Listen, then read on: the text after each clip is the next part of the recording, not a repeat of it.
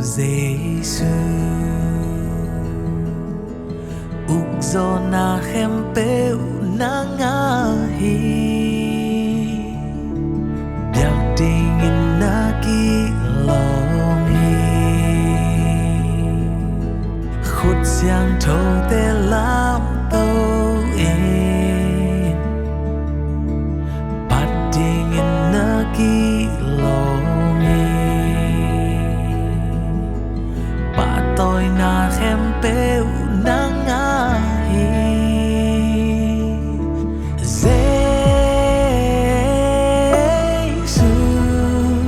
namin siyang tawi ng bangong lohi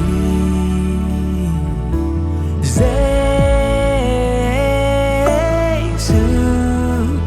namin siyang tawi ng kong biauhi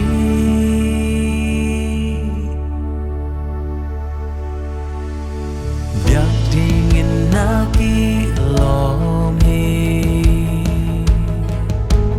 Hút giang thâu te lam tâu in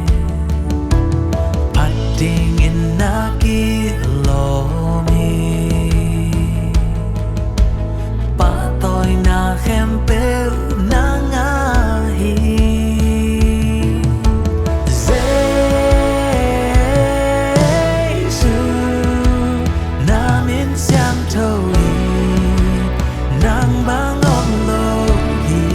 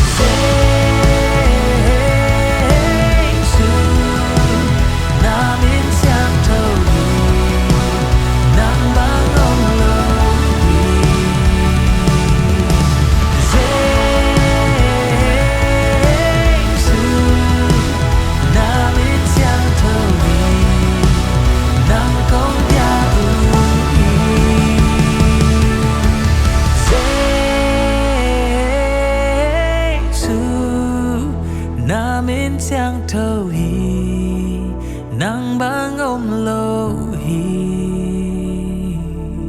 Giê-xu na mến chang thâu hi nang công bia u